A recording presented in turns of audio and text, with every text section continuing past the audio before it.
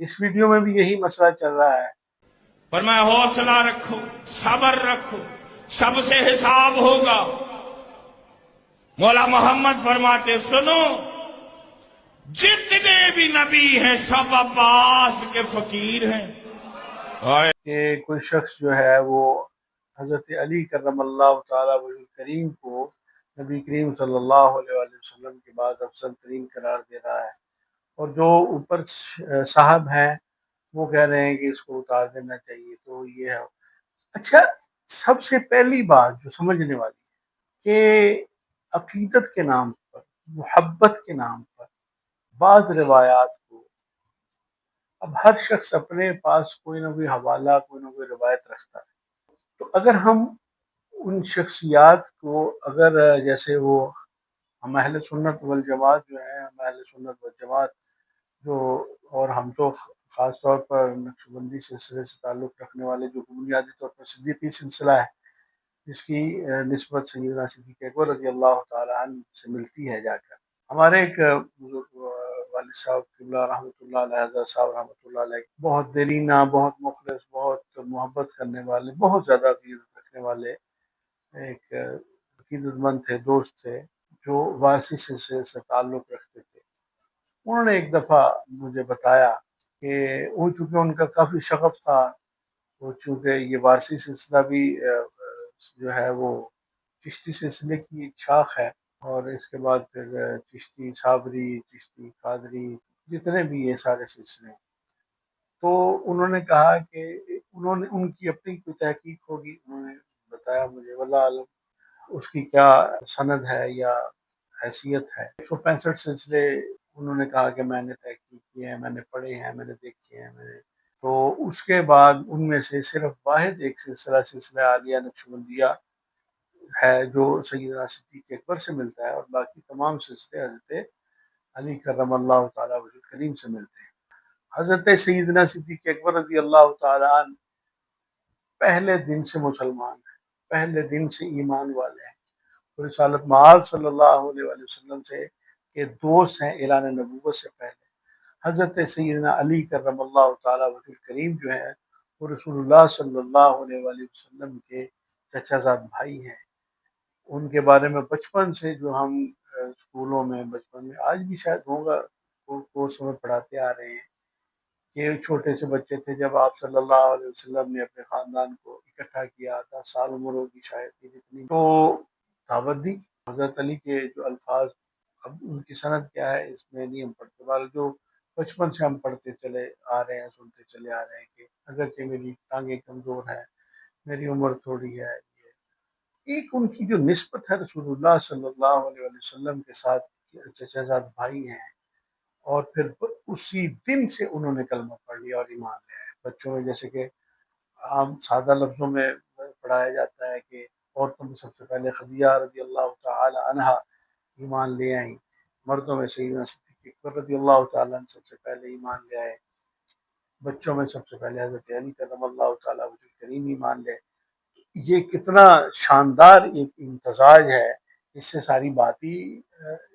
Clear ہو جاتی ہے، کوئی ایمبیگوٹی رہتی ہی نہیں ہے۔ یہ 3 معتبر اور مقدس ہستیاں ہیں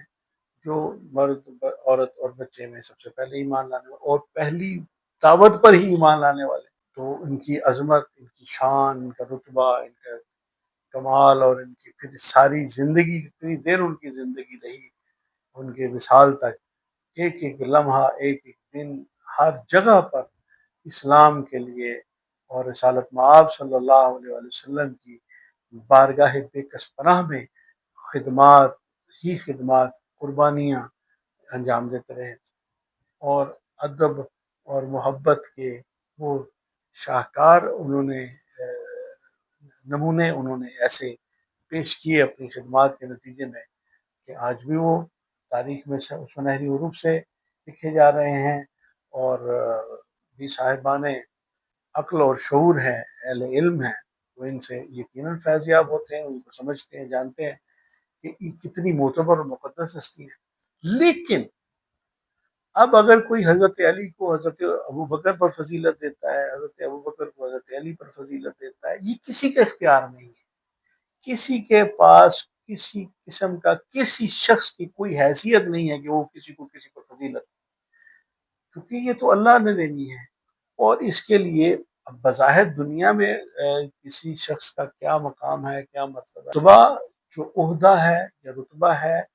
وہ اگر تو ہم دیکھیں خلیفہ کا مطلب ہے بعد میں آنے والا، فخلف من بعدہم خلف، تو جو بعد میں آنے والے ہیں، خلیفہ بعد میں آنے، تو رسول اللہ صلی اللہ علیہ وسلم کی نیابت کے طور پر حضرت سیدنا صدیق اکبر آئے۔ اب یہ جو کچھ لوگ جو اسلام دشمن قوتیں تھیں، جو مخالفین اور جو شرپسند عناصر تھے، جو منافقین تھے، انہوں نے ان کو آپس میں ایک ایسی وہ باتیں، کہانیاں ہیں، قصے ہیں، جو بھی ہیں اس طرح کی باتیں ہیں، ان کو ان کے ایک دوسرے کے مقابل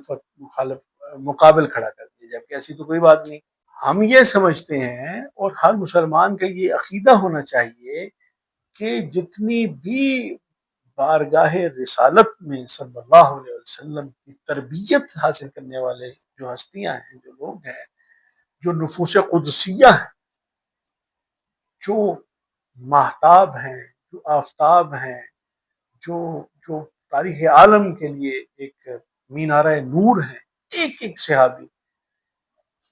تو وہ کیا مقام رکھتے ہیں؟ ان میں فرق کیوں کرتے ہیں آپ؟ کون ہوتے ہیں آپ کسی کو فضیلت دینے والے، کسی کی فضیلت کم کرنے والے، کسی کو زیادہ کرنے والے؟ اپنی حد میں رہنا چاہیے۔ اصل جو سمجھنے والی بات ہے، یا ہمارے جو حضرات ہیں ان کو سمجھانے والی بات کہ بھائی آپ اپنی حد میں رہیں، آپ اپنی حد سے باہر نہ نکلیں، اپنی حدود سے تجاوز نہ کریں۔ اللہ کا معاملہ ہے، اللہ کس کو قیامت کے دن کتنی عزت دے گا، فضیلت دے گا، وہ جب قیامت آئے گی وہ سامنے آ جائے گا۔ سیدنا علی کرم اللہ تعالیٰ وجہ کریم کو کس کے ساتھ نسبت ہے؟ رسول اللہ صلی اللہ علیہ وسلم۔ سیدنا صدیق اکبر رضی اللہ تعالیٰ نے کس کے ساتھ نسبت ہے؟ رسالت مآب صلی اللہ علیہ وسلم۔ اب انہوں نے اپنی اپنی جگہ پر اپنی اپنی حیثیت میں رسول اللہ صلی اللہ علیہ وسلم کے ساتھ محبت کا، عقیدت کا، قربانیوں کا، ہجرت کا، ہر جگہ پر حق ادا کرتا۔ تو اب ہمیں کسی شخص کو کوئی حق نہیں ہے، کوئی حق نہیں ہے کہ وہ کسی کو بڑھائے، کسی کو کم کرے۔ یہ سب ہمارے لیے ہمارے سر کا تاج ہیں، ان کے قدموں کی خاک جو ہے وہ ہماری آنکھوں کو سونا ہے، وہ سب قابل احترام ہے، سب قابل عزت ہیں۔ اور ان میں فضیلت کون دے سکتا ہے؟ اللہ دے سکتا ہے۔ اور یہ کیوں فرق کر، آخر فضیلت دینا آپ چاہتے کیوں ہیں؟ آپ اس میں فرق کرنا کیوں چاہتے ہیں؟ آپ اس میں سے حاصل کیا کرنا چاہتے ہیں؟ آپ کو یہ سبق دیا گیا ہے؟ کیوں آپ کو یہ کہا گیا ہے کہ کسی کو فضیلت؟ اب جس کو سنے گا وہ اس کو لگے گا کہ وہ جو سنانے والا ہے وہ یہ کیوں نہیں کہتا کہ سب ہماری آنکھوں کا نور ہے، ہمارے سر کا تاج ہے، ہمارے لیے ایک قابل عزت ہے، قابل احترام ہے، ہماری محبت، عقیدت اور تمام تر جو ادب اور عز و نیاز کے جو بھی تقاضے ہیں وہ ان کی خدمت میں ہم پیش کرنے چاہیے۔ فرق کرنا کیوں چاہتے ہیں آپ؟ کیا حاصل کرنا چاہتے ہیں آپ؟ کچھ بھی نہیں، صرف تعصب جو سکھایا جاتا ہے، جو بتایا جاتا ہے وہ سنتے ہیں اور پھر اس کے پیچھے لگ جاتے ہیں، کیونکہ عام آدمی تو اور جو سنانے والے ہیں ان کو سوچنا چاہیے کہ وہ خالص اللہ رب العالمین کو جواب دہ ہونے کا رکھ کر سامنے کہ میں نے اپنے ہر لفظ کا اللہ کی بارگاہ میں جواب دہ ہونا ہے، تو مجھے پہلے قرآن تو سنا لو، اللہ کریم کے احکامات، نبی کریم صلی اللہ علیہ وسلم کی سنت تو لوگوں کو بتا لو، پھر اس کے بعد یہ اختلافات اور اس طرح یہ صرف وہ لوگ ایسی باتیں کرتے ہیں جن کے دلوں میں اما الذین فی قلوبہم زیغ فیتبعون ما تشابہ منہ ابتغاء الفتنہ وابتغاء تأویلہ، تعویلیں جو پڑھتے ہیں اور یہ سارا دلوں میں ٹیڑھ جن پہ ہوتا ہے، اور جو راسخون فی العلم وہ سیدھی بات کرتے ہیں، سچی بات کرتے ہیں اور سیدھی سیدھی دو ٹوک بات کرتے ہیں، جن باتوں کا میرے ایمان، میرے اعمال، میرے اخلاق، میرے رویے، میری جو زندگی سے جو بنیادی طور پر جن کو واسطہ ہے، عزت اور احترام کی جگہ پر سب قابل احترام، سب کی عزت کریں، سب کا ادب کریں، سب کا احترام کریں۔ اور آپ کو کسی نے حق نہیں دیا کہ کسی کو کسی پر فضیلت دیں یا کسی کو کم تر کریں یا کوئی. یہ اللہ کا نظام ہے ہمارے لیے سب. اللہ کسی کو جنت کے کس مقام پر رکھتا ہے، کس کو کس مقام پر رکھتا ہے، یہ اللہ جانے، اس کا بندہ جانے. ہمیں تو اپنی فکر کی، اپنی عاقبت کی فکر ہونی چاہیے کہ اللہ کریم ہمیں جو ہے وہ معاف فرما دے. اور ان تمام اکابرین نے جب ان کے ملفوظات ہم پڑھتے ہیں تو یہی باتیں ملتی ہیں کہ ہمیں اللہ جو ہے وہ ہماری تمام تر مصائب قبول فرمائے،